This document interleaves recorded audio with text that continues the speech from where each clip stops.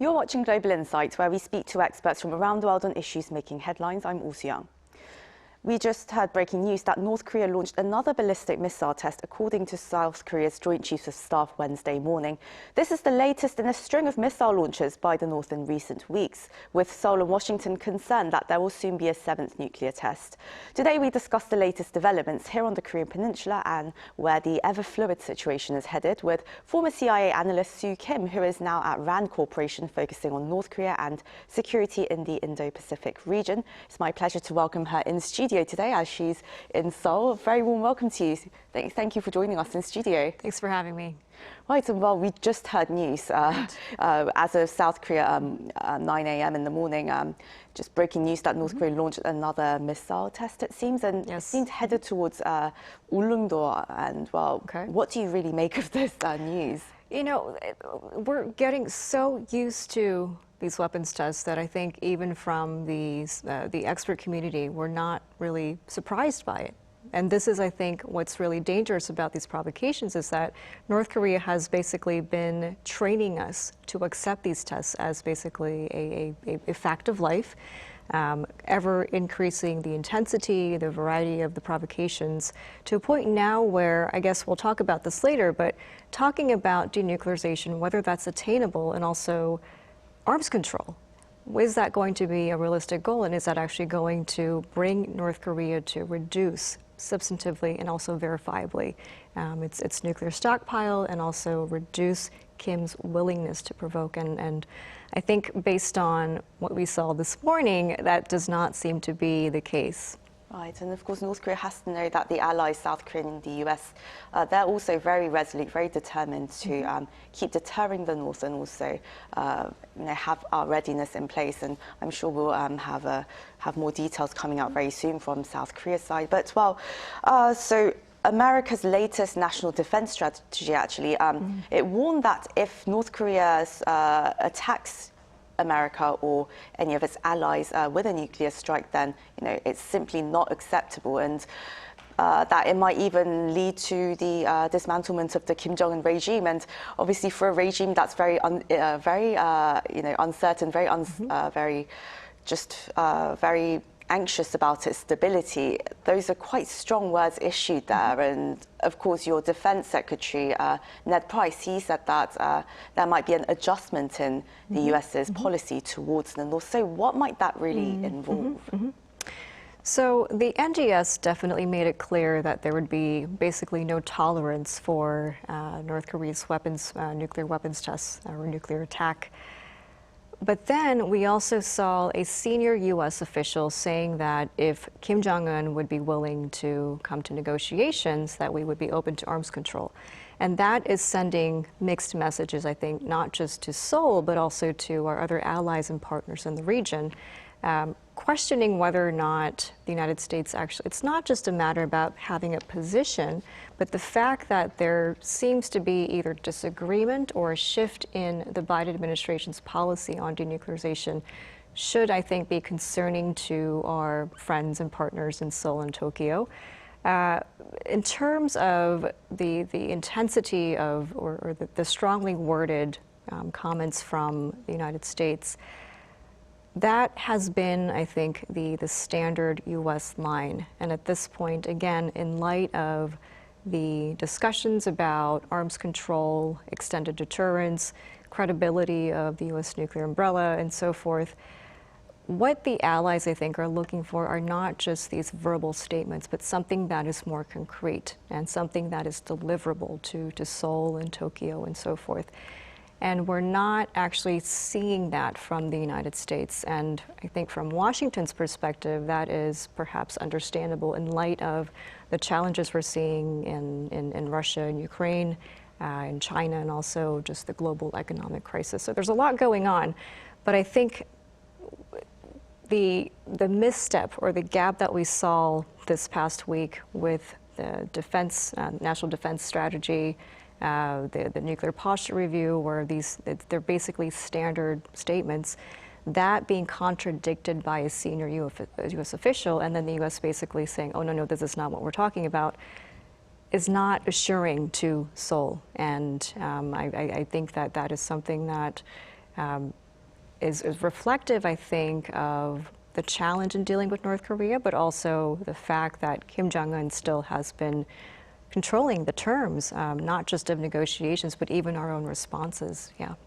Right, exactly. And zero tolerance of any nuclear weapons advancement, that's been the basic policy for years and years for both Seoul and Washington. But it seems that, as you said, Kim Jong-un is trying to control the terms. And back in September, his government or puppet government, they passed a law just trying to gain recognition that North Korea is now a nuclear state. And since then, they've been holding a barrage of missile tests. So really, why do you think they're taking such an offensive posture as of late? I don't think it's really offensive at all. I think it's what you would expect from Kim Jong-un and a regime that has been so focused on nuclearization. I certainly think that the past 4 years, where we've seen diplomacy take place between North Korea and the United States and North Korea and South Korea, certainly painted an image that we might be heading towards peace and reunification. But that was all basically the optics. And behind the scenes, we definitely saw North Korea become even bolder. And now in recent years and months, we've seen a variety of weapons tests take place. We've also seen North Korea fire artillery rounds in the EC to show that Kim Jong-un is not going to give up his weapons. And two, I think, again, going back to arms control, he's trying to pin us where he wants us to be, which is to accept North Korea as a nuclear weapon state. And that in turn is going to give North Korea even greater justification to expel U.S. forces from the Korean Peninsula, to break the alliance, and of course, which makes it all the more easier for the regime to exert control over the entire peninsula. Right, and while Kim Jong-un having proclaimed that his country is a nuclear state, how do you currently assess their capabilities? You know, I'm not a technical expert, so I don't want to go out of line, but I do think that the variety and the types of different, the ranges and the different times and locations certainly give us the impression that North Korea has advanced its capabilities. Hypersonics, cruise missiles have made it all the more difficult for even missile defense systems to defend the Korean Peninsula. That should be concerning, and I think the technical aspect is there, but then there's also the unpredictability of not just having the nuclear capabilities, but imagine North Korea basically attacking South Korea with a conventional military attack. How would South Korea respond in that case? And would the United States come to defend the ROK in addition to conventional military, potential nuclear and ballistic missile attacks? How is that going to look? And that is, I think, what is driving this debate about South Korea's independent nuclearization, strengthening deterrence, and so forth. So it's not just our concern about a growing North Korean nuclear threat. That's already been there. It's just, it's the threat, it's the willingness, and now I think there's also the greater possibility in light of the surrounding geopolitics that we're not that far from North Korea wanting to attack South Korea. Exactly, and well, it's been quite worrying for many experts, observers here because, well, as you said, well, it's quite clear that North Korea isn't exactly at the top of President Joe Biden's, list of foreign policy priorities right now, which has made many allies, both here in East Asia and in Europe as well, quite nervous about whether America would rush to their defense and how much sort of support or assistance it would provide. So really the question of Seoul or maybe even Tokyo gaining their own nuclear options, whether those are strategic assets or tactical nukes from the U.S. or some kind of ability or capacity on our part to develop them very quickly if need be. There are some options there being discussed. Do you think these will continue to be, do you think that discussions on these will continue in Washington? I think the topic will probably still circulate within the Washington policy community. I I wonder how much traction it's going to get, because the implications of South Korea going nuclear is not just constrained to the peninsula, but imagine responses from Japan, from China, from Russia, and obviously from North Korea. And from the U.S. policy perspective, would Washington be okay with that? It's not just an ally gaining its own independent nuclear capabilities and therefore having defense, but there's much more to it, and I don't know if the U.S. policymakers would be ready to and be able to anticipate the type of dialogue and also the potential reactions. So this is where I think the gap in understanding and in perceiving the threat from North Korea is different from Washington and Seoul, where here you're very close to the threat and you're living with it, as opposed to the United States, where you're separated literally by an ocean, and you're able to take a much more, I think, objective maybe approach, as opposed to someone who's living alongside the North Korean threat. Right, and right now the biggest impending threat seems to be the 7th nuclear test that North Korea may hold very soon, according to South Korea and the U.S. And well, if this test happens, then I mean, what kind of advancements or progress would you be looking out for there? So North Korea mentioned, or we're actually anticipating a tactical nuclear test, and obviously that is going to have implications for the immediate region. But again, I think this is basically going to pull us into a situation where if we don't respond adequately to that kind of a test, it just gives Kim even greater space to basically pull his strings and to be able to control the terms of dialogue. And what's really concerning about arms control and the types of conversations we're having is that it does seem like we're actually walking into Kim Jong-un's trap.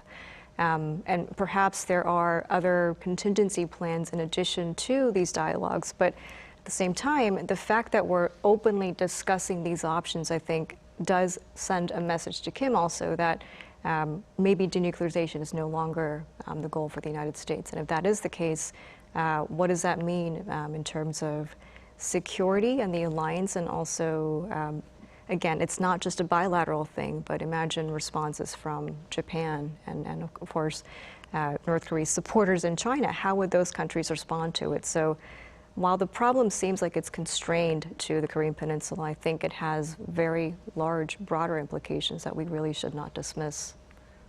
Right, and well, it seems that North Korea wants to begin any kind of dialogue or negotiation based on the premise that it is a nuclear state. And why is recognition of its nuclear status so important to the North Koreans? Well, I think the nuclear status is important not just to the North Koreans, but to, Seoul and Washington as well. For North Korea, it will just give Kim greater justification. By acknowledging North Korea as a nuclear weapons state, we might be opening the door to dialogue and to the arms control agreements. But where does that put us? We can't even go into North Korea to verify where the facilities are. We don't know. A lot of them are underground. How are we going to quantify the stockpiles? And do we actually trust Kim's word if he says, I'm giving up 5 nuclear weapons? How do we know? So there's a verification aspect. And again, greater justification for the terms of peace, I think, to be dictated by Kim Jong-un. But how does peace actually take place when a nuclear-armed North Korea, who doesn't even allow inspectors into the country, do you just take their word for it? And what does that mean for, again, deterrence? And how are the allies going to work together to deter nuclear weapons and missile capabilities that you can't even verify at this point? So it's not just something that you can sign and just walk away and say we're done and there's peace. But I think by doing this, we're just going to set us on the path toward negotiations that, one, I don't think we're ready for, and two, it will just put the region in greater peril.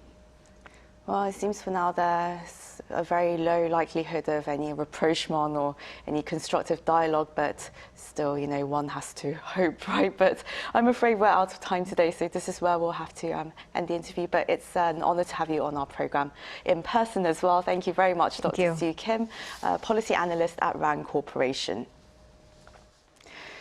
Thank you also to our viewers for joining us today. Global Insight will be back on Thursday, South Korea time. Do join us then, wherever you are in the world. Have a great day.